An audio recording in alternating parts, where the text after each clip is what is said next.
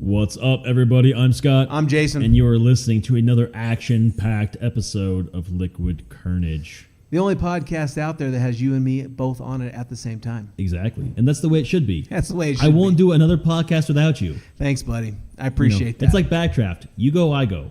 Although I want to do a shout-out to Sky Nelson. She had one of our more popular podcasts She a few did, weeks man. ago.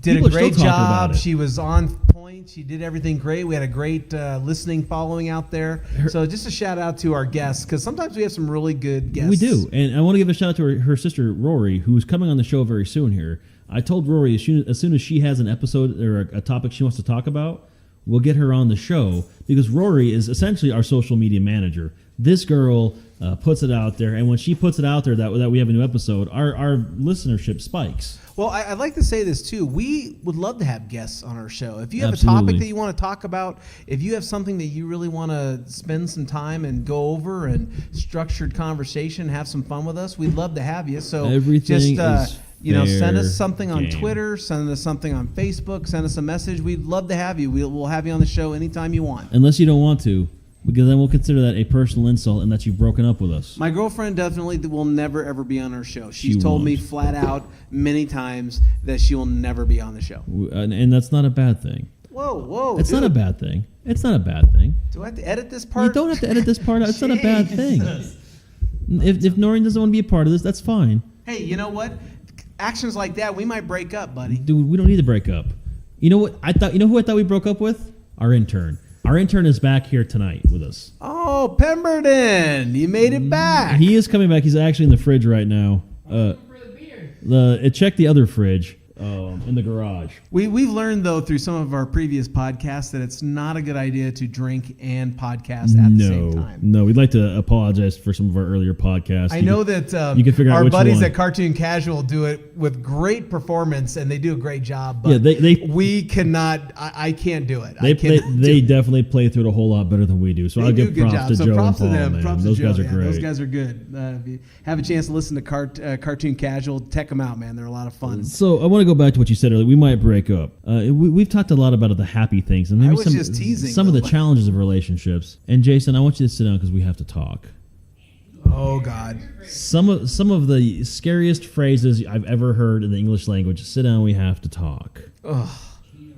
Right? Hey, at least you get that. I've been broken up where the girl just never talked to me again. Yeah, I've had those too.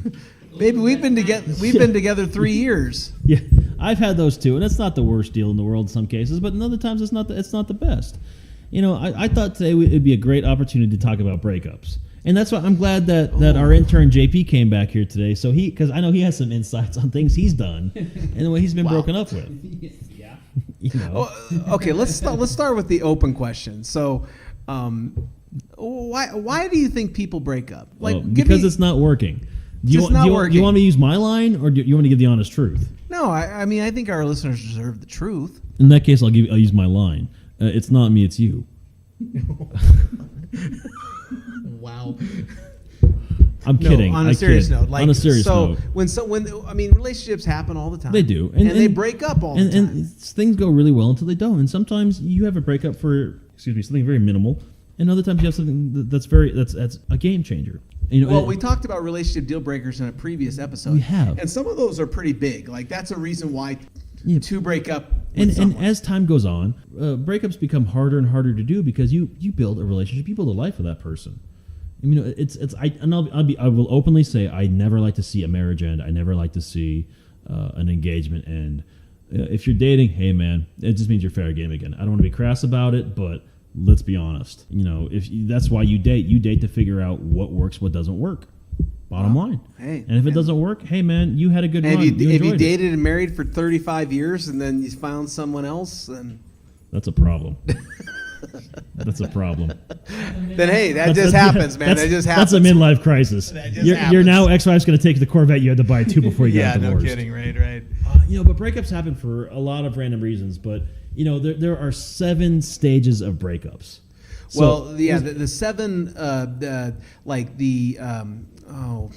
what do you call those? The stages. 7 stages of breakups. So I thought that it'd be a good idea for those of you who have either broken someone's heart and broke up with them, or have been broken this is the podcast for you, because we are going to help to give you a path to get through the 7 stages and start seeing people again. Or at least talk you through our experiences so you don't feel like you're going through this alone, because we've all been through these, at least at some point in stage of the others, of these stages of breakups. Okay.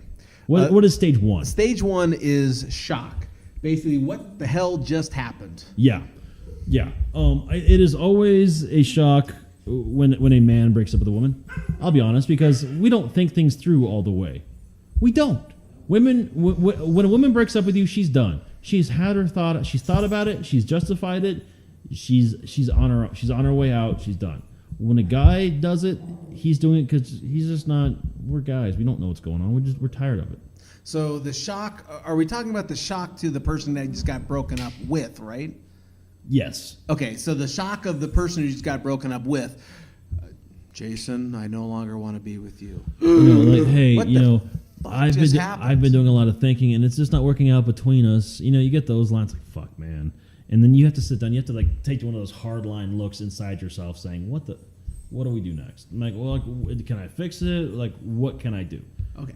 And that's hard. That's hard to deal with. I would say that's pretty tough, because it's like anything else. If you've seen people who they've had an injury and they've gone into shock, they don't remember what happened, or the pain is not there. Yeah. It's like a defense mechanism. The body is stopping the pain. And it's funny. You're in shock of, what am I listening to? This can't be happening. Yeah. It's like when you break a bone, you break an arm, and you realize that, oh God, it's really broken. My arm's hanging down there. It's not bad until you see it. It's not bad until you see your arm dangling down. You don't take stock that it's breaking up until you get through the shock of, wait a minute, I'm being broken up. You're breaking up with me? Yeah, exactly. You're breaking up with me? You're not breaking up with me. I'm breaking up with you. Oh, what? I can't do that? Oh, that sucks. Oh, shit. Well, and the thing about shock is everyone's shock is different, right? Yeah. Some people shock lasts 3 minutes. Some people shock last a year and a half. Yeah. We all deal with it differently too. And I will openly admit, through all 7 stages of grief, I cope by drinking. Not the best mechanism, but that'll be my answer for everything through tonight's episode. Is before I had a civil adult answer, I drank. Yeah. Well, and I think for me, when you're shocked, you're in a sense of, I don't want to say blurriness, but you're kind of disoriented. Like, what is happening here? Like, I agree. My world is going in one direction, and all of a sudden now I'm feeling like, I don't know what's going on, what's happening. There's rage, there's sadness, there's fear. There's a lot of things going on right there, and that's scary. Okay. What the hell happened? So the first stage is shock. You can't believe this is happening. Exactly. JP, since you're here, do you have anything you want to add to this? Are you like, when you've broken up with somebody or been broken up with, where has that stage of shock been with you? In the beginning, it's like you said, it's just like, holy crap, this is happening. And then on the other foot, you're just like, man, your turn to deal with it. I'm breaking up with you, so you're in shock now. So I think that's the way. All right. That's a good way to put it, So they say that what you should do is calm yourself through some meditation or some long walks. Yeah. Listen, let's be honest. When is the last time you said, hey, this just happened, I need to meditate for a few minutes to come to peace with this? Well, they say do not freak out. Yeah. Like, don't break things over her face. When in shock. Don't cause domestic violence. Right, exactly. You mean don't run him over with your car? Yeah. Or attempt to twice. Yeah. Fun fact is, JP was his ex attempted to hit him with a car. That's how he saved his dog Evie. See, she didn't follow the stay calm and walk. She revved the engine. Put your foot on the gas and drive like exactly. But he tucked and rolled with a Chihuahua in his hands over the hood of a Ford Focus and saved that dog, who is annoying as fuck, but is still alive today to tell the story. So the second phase of a breakup is the denial. Oh my God. This is not happening. This is not happening. I can fix this. It's not happening. Yeah. I can fix this. So what just happened turned into this is not happening. And in reality, the hard part is when you don't think it's happening, the first thing that happens is you put a wall or some protection over your emotions, right? because you can't imagine this is really happening, but you instantly shut down your emotions. Oh, absolutely. One as a protection, right? One as a protection, but then two, and worse, it's almost like I don't want to let go of these feelings because maybe it's not happening, and I want to have those saved so when I can open my heart back up. I'm gonna be real with you right here. I still have that issue right now, 2 years later, since my last major breakup. I can't. I won't. It's like you need to talk to a professional about it. To be honest with you. Well, and that happens. That happens. And maybe the problem is that these 7 stages are a cycle. They are. If oh my you don't god. do one well, then you move to the next one, and it doesn't fix the first one. And it's like you know how you had to go back and get 3 stars in every level, like Angry Birds, to get to the next hard level. It's the same principle. You have to get 3 stars. You have to achieve self-actualization on every level of the breakup to be able to move on fully to the next one.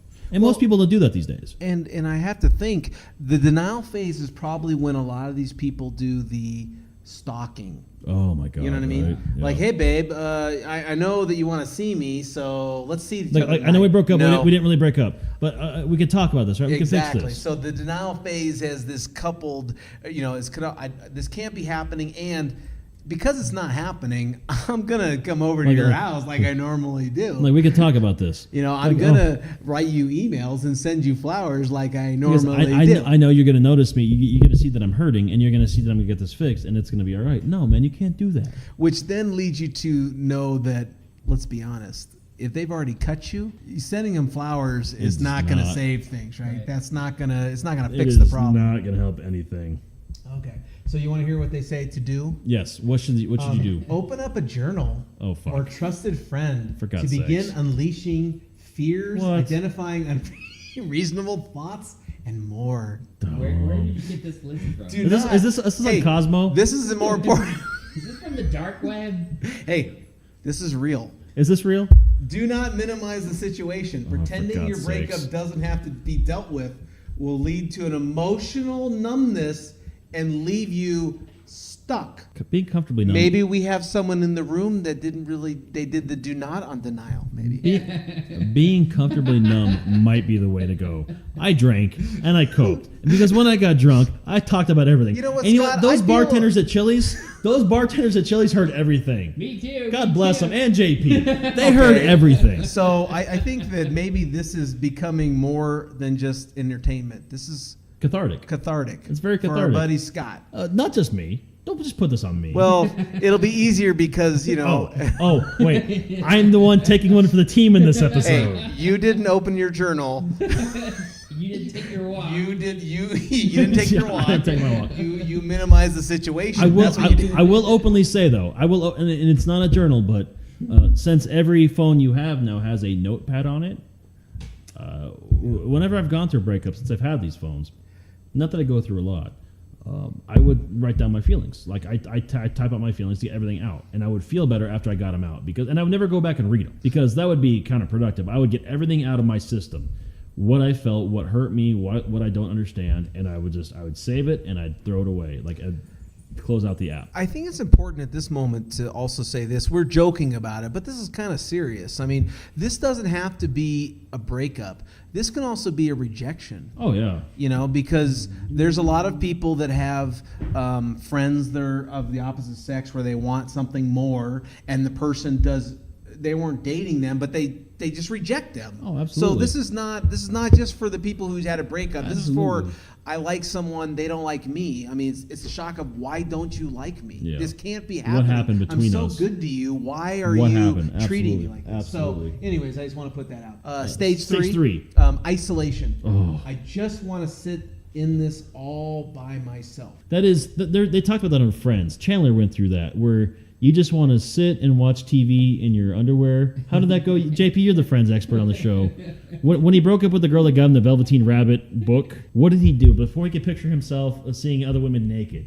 Like, he went through that whole phase, like, in his underwear watching TV, right? In his chair. I'm trying to think. It's been a while since I've seen that episode. I think through the whole thing. But you don't want to be around anybody. You Right. don't. That's the bottom line. and I think the worst part about it is in my mind, when I didn't want to be around anyone, what did I do all? You drank. You ate ice cream. I looked at the relationship You and analyzed. analyzed every single thing, and got pissed and then got sad and then got happy because, when you sit by yourself and do that and you reclude from everyone else, It's a problem. Then one, you're looking at all the problems through your own filters, right? Absolutely. But two, you're surrounding yourself with things that are painful and making it worse for you, and that's never good. No, That's not good. And you have to get away from that stuff. You have to have a fine, clean break away from all that to get your head right, you know?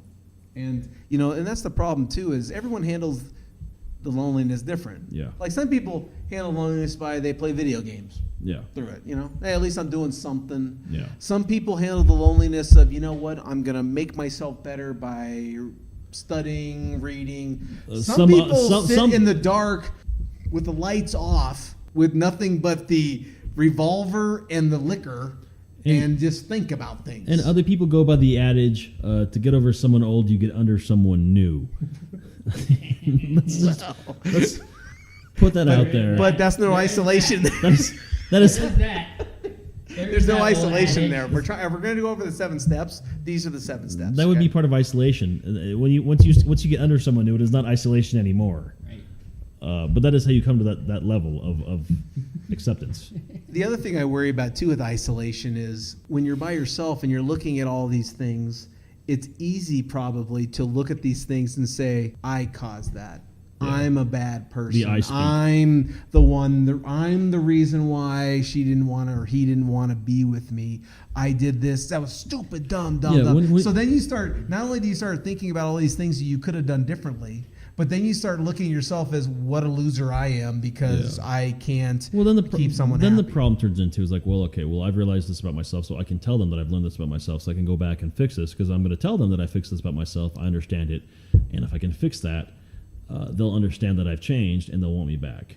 And you circle back to the beginning almost if you try to do that. Okay, so this is what you need to do. Oh no. No. Take regular showers and create reasons to face the day. Whoa. I swear to God, where are you finding this list? Right? I'm Like, afraid to ask. did you screen this with our executive producer Tom? Like, if I text him right now and say, "Hey, did you give him an episode or a magazine of Cosmo?" Hey, but the do not indulge in self-pity by letting irrational thoughts like no one will ever love me again take over. So, hey, words of pearls of wisdom, buddy. Don't even knock them. Suddenly, I feel like this episode's turned into like a giant episode of intervention. Yeah. You know, Scott, I brought the banner. these are the ways that you've impacted me in a negative way. not for me, my friend. I think I have coped healthily. Yeah, I don't have to read any more of the do's and don'ts if you find them a little Yeah, little metrosexual. we can skip that. I'll make that a judgment call. If you're gonna get harassed based on what you say. So. Okay. The fourth is anger. Oh yeah. Yeah. That's my favorite stage of this breakup. I just love the anger portion of the breakup because it's so cathartic. I hate you broke my heart. I hate you breaking my heart Fuck is what that. anger. No, man. I'll tell you what. Is that what it is? It's anger for me is getting it out. It's physically manifesting what is hurting inside and getting it out. Yelling, kicking, screaming, throwing beer bottles into the desert, shooting things, breaking things with a baseball Do you ever bat. rip up all the pictures? No. You've never done that. So you've never taken the breakup and ripped up all the pictures of the chick's Man, it's face. 2017. I don't have a lot of pictures in print. Do you ever delete them off your phone? Oh, fuck yeah. Yeah. Oh, yeah. Yeah. Oh, yeah. Have you ever done like gone on social media and done something crazy? No, dude, that's a lot. Not to say that I haven't, I won't. I just haven't gotten around to it. It's like, What part of the stages do you think anger plays? Because I every have a aspect. suspicion that anger at Anger some plays point is through a everything. very important part. Even people who are, she or he did what they had to do. I understand. At some point, you just get pissed. Fuck you. Anger plays through I'm done with your everything. shit. anger plays through everything. And you have to be cognizant of that too. You have to be able to sit back and say, if I want to properly heal, let me get everything out. And if I'm going to get everything out, I got to be angry. I'm not going to be sweet about this. Like, what makes you mad? Because you hold back. When you're trying to save a relationship, you hold back from saving or saying what you want to say, hoping you don't have to say it so you can save it. So when you get to the anger point, is there any chance that they could be back in your life after anger? You know, I will never say never, but if once you get past the anger portion, you are hard pressed. It's how you deal with the anger that it is what dictates that. Because stage 5 is bargaining. Oh, yeah. What it will take to get them back. So I just ripped up all the pictures. I just ripped up all the letters. I told her I said what a horror she was. Yeah, I mixed all that mixtape. All that Kenny Loggins is gone. I toilet papered your house. I didn't even care. Now it's dang. What do I need to do to get them back? Let's be honest, and to our listeners, bargaining. So the 5th stage is bargaining. Let's be honest, and I'm going to be straight up with you. If you get to the bargaining stage of your relationship breakup, trying to figure it out, they're not coming back. They're not. They were coming back within the first 2 stages. They were coming back. You get to stage 5, you are now at stage 5. and for those of you who don't know, stage 5 clinger. It's a Wedding Crashers reference, but it is the truth. Through and through it all, if you don't reconcile a relationship through the first 2 stages of the breakup, you're not getting back together. You have to accept that walk through. So you get to stage 5, you are a stage 5. Deal with it and move on. Burn your shit. Do what you have to do. Get it gone. Well, and there's 2 parts of this. So the bargaining could be trying to get them back. The other side could be, what do I need to do to absolve the guilt that I have for causing the person to break up with me? And looking at the latter is probably the better way to look at it. Trying to figure out if I can get them back when you're in stage 5 is you're just lying to yourself now. Is there anywhere in your mind or soul that would judge or look at a person who would be willing to sacrifice things that were important to them while they're in the relationship, but they're willing to sacrifice them now to get back into the relationship? Maybe everybody in this room can speak their mind to this, but I've never been one to hold back my personal opinion on relationships when they're not mine. And so you would judge. I'm not saying I'll judge, I just say my piece. If making you happy is going back to what made you sad, fuck it, man, do it. I got my own shit going on. If this is what's going to make you happy, carry on, my wayward son. I want you to be happy. If this is what you think is going to do it, get after it. I couldn't agree with you more. I've always been the type of person that when I'm done with someone, I'm done. There is no going back. Yeah. There is no trying to renegotiate. There's no trying to get with that person again. There is none of that. I'm done. That being said, though, when things inevitably go south again, because let's be honest, they most likely will. Yeah. Do not come back to me bitching about everything again, because I'm going to tell you I told you so.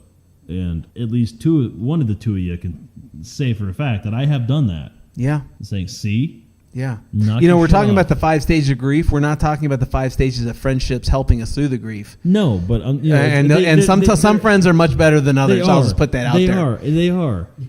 And I get that. But I wouldn't be me without saying that, though, either, Yeah, you're a prick sometimes. I gotta put that out there, man. You're tough.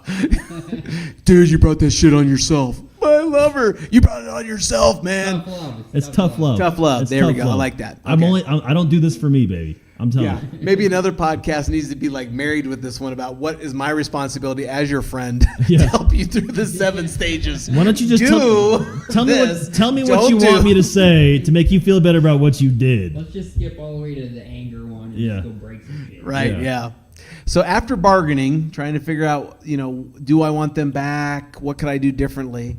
The 6th stage is depression. Oh, yeah. I will never get over them. Oh, I will never get over them. That's probably the worst one. Yeah. That how am I going to survive now? How do I live without you? So many Leanne Rhyme songs. So many Mariah Carey songs and Journey songs mixed into one. Oh, my gosh. Bad mixtape. What's going to happen here? This is one I think that every single person who goes through a breakup deals with. Step 2 and step 6 are very similar. They're very similar. Okay. Because you're trying to figure it out. You're trying to, it's you're not getting over it. It's not over. I can't do this without you. I don't know. Step 2 to me is, I can't believe this is happening. How is that different from step 6? Step 6 is, now that I know that it's not it's over. No one's gonna want me. No one's gonna need me. before you're like saying, well, wait a minute, there's still a chance. So, I mean, come on, this can't be happening to me, you know? And then once you get through all the steps of anger and maybe I can get them back, the realization that they're gone, now the depression sits in like, oh, dude, I'm a loser. I am a friggin' loser, and I'm not getting someone The problem back. with step 6 is it easily slides back into step 5. Depression leads to anger. Anger leads to depression. Depression leads to the dark side. It's a vicious circle. See, now I think this would be more along lines with isolation because you start thinking about all these things. Oh, yeah. The anger gives you the strength, Right.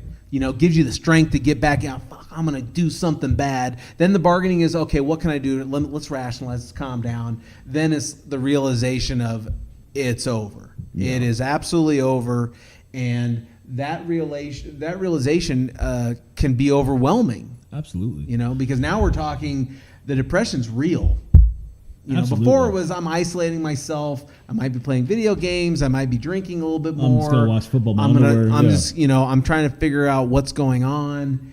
But now you're in a realization that it's over. Yeah, at this point, the one thing I can stress to anybody going through this breakup or a breakup is shower every day and put pants on. I don't care if they're sweatpants. Shower every day and put on pants. That way you're at least moving forward. You know what, Scott? For the first time, the do is surround yourself with positive people and lots of sunshine.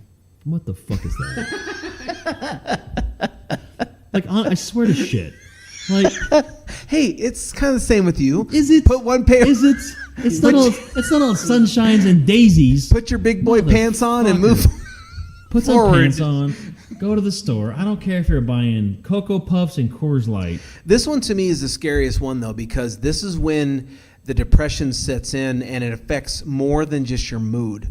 This is affecting, why do I even need to keep going? Why do I need to even try to get in relationships? Obviously, someone didn't want me, so I obviously don't have anything to go. I'll never be whole again. I'll never be able to love anybody the way I love that person, yada, yada, yada. No, I get that. I mean, so this is the one that if we're being serious, and I know we've joked around a lot tonight, but if we're being serious, this is one where I think everyone who goes through a breakup needs to be very cognizant of. Because it's very simple and it's very easy to get into that mindset of, what do I have to offer? I can't be with anyone. Obviously, I'm the reason why they're not with me. At that point, you have to find your own worth again. You, honest to God, have to find your own worth, and that's the big step of stage 6 is finding you again. You have to find that silver lining. You have to find the light at the end of the tunnel to get back after the world, and you being you. This is the part too where this is where I could see a lot of the binge drinking. Like I'm gonna get so really? wasted. That's step 6. Yeah, because you're missing like 5 steps of binge drinking. No, because the I feel like that just gets stronger. Yeah, it progressively gets worse. I think this is when the binge drinking gets really scary. Like you're close to AA at this point. That's what I'm that's saying. right. That's right. So the 7th stage is the acceptance. Yep, the acceptance of, I understand why I was with the person, why I'm not now, and that I will be better than just okay. I'm going to be better than just okay. You're going to be fine. And the best part about the acceptance stage is like you meet that person, like, you know what? I'm all right. This I don't know where it's going, but this one makes me feel not like I feel right now. And I'm okay with that. Whether it's just a simple casual date or however long it goes, it's that first step back out of the world saying, you know what? I can survive. And At first I was afraid. I was petrified. I'm not going to quote Gloria Gaynor anymore. This is the hard one for me, though, because the acceptance is on a couple different levels. Acceptance to say, we're done, we're over, I'm through with it, I'm ready to move forward, is a lot different than I accept that the relationship is over, but now every single person I go out with after this is going to be a comparison to that person. Which can happen. It can happen because a while. especially as some of these people go through a very long relationship, very long, 5, 10, 20 years, and then they accept that the relationship is over, divorce or whatever, they say, and then it goes back to a previous episode where it takes about 2 months for every year you were together to get over something, to get past it. So you have to take your time, knowing that when you first start dating again, you're gonna find yourself probably comparing the person you're hanging out with or dating to your ex, and you have to be able to differentiate, saying, I have to get past that. Like, this is not right. That's not fair to the new person. And if you can't do that, you're not ready to date yet. Well, I could see you dating. My problem is am I going to be comparing every single girl with the person that, you know what I mean? Like, that's fine. Like, does that mean that if you're gonna compare yourself to her to them, that's fine. But know that as long as you're doing that, you're never going to be in a successful relationship moving forward, because you have to get past that comparison. You have to find a new level of what it is you want. So how often do you think you go through these 7 stages? I think every time. Like, do you think it's you go through the 7 and you're done, or do you think you go through the 7, then you come back to 4, then you drink and do 6, and then you get angry and just beat the shit out of someone? You don't get to bounce around. You don't get to bounce around. I think honestly, on some level, if you go out with someone a couple times, you go through those stages. Even if it's ever just brief, like, oh, that sucks. I can't believe that happened. I liked her. Oh, well, that's too bad. Can I get her back? I don't know. Oh, man, this sucks. That's really bad. Well, hey, look, a new one. I'll go see what this one's all about. You work your way through all these relationship stages, whether it be on a slow pace or a fast pace. It's just the way life goes. Okay. So, since we're a personal podcast, oh shit, are you saying that you're done with these 7 stages? I've been done. You've been done. Yeah. Yet you said earlier you need to talk to a counselor after 2 years because you're still struggling with it. Some aspects. So, is it possible that maybe you've gone through it, maybe skipped over a part that you thought was done, but that wasn't done and came back? And that's why I'm wondering if it's just that if you skip over a part, does that mean that if you get, it's kind of like the AA, I'm like, if you skip step 9, you have to go back. Yeah, you got to apologize. If you have to skip step 9, is this kind of the same thing? Like if someone is out there, if someone out there is struggling with a relationship that broke up and it's been a year, 2 years, and they're still struggling with it, would you recommend them go through these 7 steps again? These 7 things again? Let me first and foremost just stress that I'm not struggling with anything about my breakup. Okay. When I said maybe I should see a counselor prior, I had to come to the realization that there are certain questions I will never, ever be able to get answered. And it's not because I can't ask them. It's because I know I would never get a straight answer. I would never get a proper answer, and I've had to come to terms with that. And because you didn't get that from the person, there's always like, what's happening here? I don't understand. That creates gaps in future relationships, and that's where that comes from. Sure. I have no hangups whatsoever anymore. It's just that having to find the answers in the non-answers, understanding that it wasn't me that had issues, it was them. Understanding that I spoke my truths and they looked at me and they couldn't do it, or they created their own truths but couldn't say them. That's what I've had to deal with. And I have to think, Scott, that there are so many people who go through the 7 stages, and there's a lot of people that do not take ownership of their part of it. Yeah. Like, it's easy for us to say, well, they're the problem. They're the ones that broke up with us. We didn't do anything wrong. But a lot of people, when they're going through that analysis, I'm sure they don't say, I could have done something different. You know what I mean? Like, you can always armchair quarterback. Yeah, you can always armchair quarterback and think, I wish I could have done this differently. I wish I could have handled that better. Yeah. But the bottom line is, what's done is done. And you have to make peace with that. You can't go back and change that. I think that's the biggest part that I hope that people get out of this podcast is hopefully this gives you an identity of those 7 stages and things to at least think about, that if you're stuck on a stage where you can't let go and you can't move forward, that it's okay. We all go through it. We honestly, we all go through it at some point in stage in our life. Every person has gone through a breakup. I don't care who you are. Every person has gone through a breakup. I even ask these people who've been married 50, 60 years, they got married in high school. Mm-hmm. Have you ever gone through a breakup? Yeah, that's why I grabbed this girl, because she was the perfect one who didn't break up with me, so I knew I locked her into a long-term contract. I mean, they do that. That's exactly what it is. And I think breakups are a test of character. What you do after you break up with that person, and I have not made the smartest choices after a lot of breakups, And it's not making those smartest choices. And you guys have seen these, and you can say the same thing. You've done that because I've seen what you've done, and I've seen what you've done. We've all done. Dude, yeah. I did a lot of anger. I stayed a lot of time in my anger and the binge drinking. I did a lot of that during my breakups. Still do. So I'm not too worried about trying to be, well, I know more than someone else does, because believe me, I don't. I guess the moral of the story is we all handle it differently. And you might think that you don't go through the 7 stages, but we all go through them at some point in stage and the other. And sometimes you're right, you have to go back and repeat step 2 to move forward and finish step 7. But that's what happens. Or maybe you skip over step 3 or step 5 or whatever because maybe it's too painful. There is no when some people get depressed, they don't want to deal with the reality of where they're at. They just, I'll do anything that's happy. What does that mean? I'll buy a new car. I'll just take care of it so I'm not depressed. There is no guideline of how you have to handle these things. We all do things differently. Yeah. We all do things in our own time. Yep. And you all have to find those things on your own. And we all act out on our own to be able to get back out there to prove to everybody, and most importantly, to prove to ourselves that we can survive. We are all about love on the podcast. Absolutely. Liquid Kernedge is about love. Liquid Kernedge is about trying to help us through these tough choices that happen with the relationships.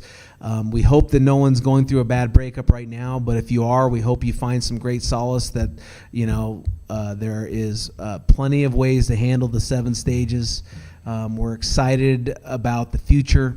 And we know for anyone who's listening out there, there is someone else out there for you. Yep. There is someone else out there. I'm going to quote a very wise man sitting across me in this podcast right now that says there are 7.5 billion people on this planet. If you don't want me, I think I can find someone that does. Yeah. I think I will find someone else. Yeah. So find us on Facebook, the Twitter, Instagram, at Liquid Kernedge. We're there. Leave us a comment. Tell us we're idiots. Tell us you love us. We just want to hear from you. As always, thank you for listening. I'm Scott. I'm Jason. And as always, if you never know quite what to say, just have yourself some Liquid Kernedge.